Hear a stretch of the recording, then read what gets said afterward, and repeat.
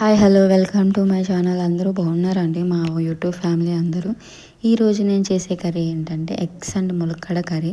మా సైడ్ అయితే పచ్చి రొయ్యలు వేసుకుంటారు, బట్ నాకు దగ్గర లేవు కాబట్టి నేను ఎగ్స్ వేసుకున్నా. ఎగ్స్ వేసుకుంటే కూడా సూపర్ టేస్ట్ ఉంటుంది. ఇది మా అమ్మ ఎప్పుడూ రెగ్యులర్గా చేసే కర్రీ. ఇప్పుడు నేను ట్రై చేసి చూపిస్తున్నా. ఈ కర్రీకి కావాల్సినవి 2 ములక్కాళ్ళు, ప్రజెంట్ నా దగ్గర ఉన్నవి అవే. మా ఇద్దరికి ఫుల్గా సరిపోయింది. 2 ఉల్లిపాయలు, ఎందుకంటే ఎక్కువ వేసుకుంటే తీయగా అవుతుంది, కర్రీ నచ్చదు. ఓకే, నెక్స్ట్ వచ్చేసి ఒక పచ్చిమిర్చి తీసుకున్నా, మా బాబుకి కూడా పెడతాను కదా అందుకనేసి. కొంచెం చింతపండు, 3 ఎగ్స్ ఉడకబెట్టుకుని పక్కన పెట్టుకున్నా. ఎగ్ గ్యాస్ పైన ఒక ప్యాన్ పెట్టుకుని ఆయిల్ పోసుకున్నా. నెక్స్ట్ వచ్చేసి ఆయిల్ వేడెక్కిందా లేదా అని ఒక పచ్చిమిర్చి కూడా వేసి టెస్ట్ చేశాను. అది ఓకే, వేడెక్కిందని చెప్పింది. మిగతా ఐటమ్స్ అన్నీ వేసాను. ఆనియన్స్ ఎక్కువ వేసుకుంటే తీయగా అవుతుంది, కర్రీ బాగోదు. బట్ కొంచెం నేను టమాటాలు వేస్తున్నాను కాబట్టి 2 వేసుకున్నా. మీ కర్రీకి క్వాంటిటీగా మీరు వేసుకోండి, ఎక్కువ అయితే వేసుకోవద్దు, తీయగా అవుతుంది. కొంచెం ఆయిల్ అయితే ఎక్కువ వేసుకోండి, ఎందుకంటే నాకు ఉల్లిపాయ ముక్కలు కనిపిస్తే కర్రీ బాగోదు టేస్ట్. కొంచెం అవి బాగా మగ్గాలంటే కొంచెం ఆయిల్ ఉండాలి. ఆయిల్ వేసుకున్న ఉల్లిపాయలు కొంచెం ఫ్రై అయితే అవ్వడానికి కొంచెం సాల్ట్, కొంచెం పసుపు కూడా వేసుకోండి, తొందరగా మగ్గుతాయి. ఎందుకంటే టైం సేవ్ అవుతుంది మనకి. అట్లయితే కొంచెం ఫాస్ట్గా మగ్గుతాయి ఉల్లిపాయలు. నేను ఎప్పుడైనా సాల్ట్ చాలా తక్కువ వేస్తానండి, నాకు చాలా భయం. ఎందుకంటే ఎక్కువైతే మనకు కష్టం కదా. టీలో షుగర్ కూడా అంతే, అసలు వెయ్యను, నాకు చాలా భయం ఈ 2 అంటే. నాకు తగ్గ పసుపు కూడా వేసుకున్నాను, కొంచెమే వేసుకున్నా, ఎక్కువైతే వేసుకోలేదు. తొందరగా ఉల్లిపాయలు అనేది మగ్గిపోతాయి అన్నమాట. ఒక 5 మినిట్స్ మూత పెట్టి ఉంచండి. ఈ లోపు ఉల్లిపాయలు బాగా ఆయిల్ పైకి తేలాయంటే అయిపోయినట్టే. అవి చూడండి ఎట్లా ఆయిల్ పైకి తేలిందో, మగ్గిపోయినాయి. ఇప్పుడు నా దగ్గర కొంచెం టమాటాలు ఉన్నాయి 2. ఎందుకంటే నేను టమాటా యాడ్ చేస్తున్నానంటే నేను ఇప్పుడు డైలీ మార్నింగ్కి నైట్కి ఒకటే కర్రీ చేసుకుంటా, మళ్ళీ నైట్ కర్రీ చేయకుండా. అందుకనేసి కొంచెం ఎక్కువ గ్రేవీ రావాలనేసి టమాటా వేస్తున్నా. మీకు ఇంట్రెస్ట్ ఉంటే వేసుకోండి, లేకపోతే వద్దు. ఇవి కూడా ఒక 5 మినిట్స్ మూత పెట్టి ఉంచితే మొత్తం మగ్గిపోయిద్ది, ఆయిల్ పైకి తేలుతుంది అనమాట. ఇప్పుడు మీరు ఫస్ట్లోనే ములక్కాడ అయితే వేయొద్దు, ఎందుకంటే అవి ఎక్కువ ఉడికితే మళ్ళీ ఏమవుతుంది, విడిపోతాయి అన్నమాట. అలా విడిపోతే కర్రీ బాగోదు, చూడడానికి బాగోదు, తినడానికి బాగోదు.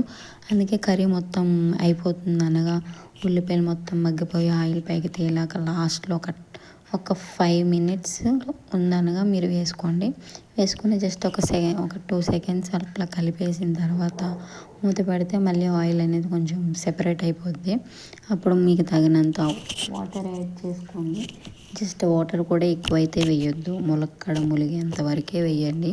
ఎందుకంటే ములక్కాడ తొందరగా ఉడికిపోతుంది, మళ్ళీ విడిపోతుంది. విడిపోయిందంటే ఆ కర్రీని చూడడానికి కూడా నచ్చదు, ఇంకెలా తింటాం మనం. అదిగో చూసారా ఆయిల్ ఎలా సెపరేట్ అయిపోయిందో. ఇప్పుడు మనకు తగినంత కారం వేసుకోవాలి.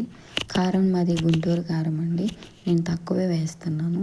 మా బాబుకి కూడా నేను ఏ కర్రీ చేసుకుంటాం అదే పెడతాను, అందుకనేసి కొంచెం కారం తక్కువ, కొంచెం సాల్ట్ తక్కువ వేస్తాను నేను మా బాబు కోసం. వాడికి మళ్ళీ సెపరేట్ అయితే నేను ఏం చేయను. మా కారం చూడడానికి అలా ఉంది కానీ వామ్మో చాలా మంట, అందుకే నేను చాలా తక్కువ అయితే వేస్తాను.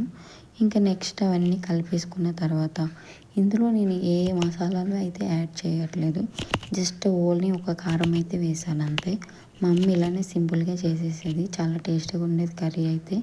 నేను కూడా అట్లానే చేస్తాను, ఏ మసాలాలు అల్లం ఏమీ వేయను, టేస్ట్ సూపర్గా ఉంటుంది. మీరు కూడా ట్రై చేయండి. లాస్ట్లో ములక్కాడ ములిగేంత వరకు అయితే వాటర్ పోయండి, ఎక్కువ పోస్తే బాగోదని పదే పదే అందుకే చెప్తున్నా, బాగోదు. ఓకేనా, నెక్స్ట్ ఇట్లా కలిపేసుకున్న తర్వాత ఒక 5 సెకండ్స్ మళ్ళీ మూత పెట్టేయండి. మూత పెట్టడం వల్ల వాటర్ బాయిల్ అవుతుంది. మనం అప్పుడు ఎగ్స్ వేసుకోవాలి. ఈలోపు మనం నేను ఉడకబెట్టుకుని పక్కన పెట్టుకున్న ఎగ్స్ ఈలోపు వలుచుకుందాం. నేను ఎగ్స్ అనేవి ఉడకబెట్టడం నాకు రాదండి. ఇన్ని సంవత్సరాల నుంచి నాకు రానిదంటూ ఏదన్నా ఉందంటే ఇదే. ఎగ్స్ ఉడకబెడతాను కానీ అవి ఉడికినాయో లేదో నాకు తెలియదు. అందుకని నేను రైస్ వండినప్పుడే రైస్లో వేసేస్తాను. మా అమ్మ కూడా అలానే చేసేది, నేను కూడా అలానే చేస్తాను. రైస్ ఉడికిపోయేసరికి అవి కూడా ఉడికిపోతాయని ఒక నమ్మకం. నేనైతే సెపరేట్ పెట్టానంటే నాకు అస్సలు తెలియదు, ఎంతసేపు పెట్టాలి, ఎప్పుడు తీయాలనేది కూడా నాకు తెలియదు. అలా చాలాసార్లు ట్రై చేశాను కానీ అబ్బో నా వల్ల కాల. అవి లోపల ఉడకకపోవడం సంథింగ్ జరిగేది. అప్పటి నుంచి నేను రైస్లోనే వేస్తాను. వేసిన తర్వాత చూసారా వాటర్ ఎలా బాయిల్ అవుతుందో, అప్పుడు మనం ఎగ్స్ వేసేసుకోవాలి. ఎగ్స్కి ఘాట్లు పెట్టుకోవాలి, ఎందుకంటే మనం ఉప్పు కారం అనేది ఆ ఎగ్స్కి కూడా పట్టాలి కదా, అందుకనేసి నేను ఇప్పుడు సాల్ట్ చూసుకుంటున్నా. సాల్ట్ తక్కువైతే మీరు ఈ టైంలోనే చూసుకోండి, ఎందుకంటే మళ్ళీ తక్కువైతే ములక్కాడ చప్పగా ఉంటుంది, టేస్ట్ ఉండదు. ఈ టైంలో చూసుకొని వేసుకున్నారంటే సాల్ట్ ములక్కాడకు కూడా పడుతుంది, టేస్ట్ బాగుంటుంది తిన్నప్పుడు. ఇట్లా ఉంటుంది మరి కర్రీ, మామూలుగా ఉంటుంది మరి.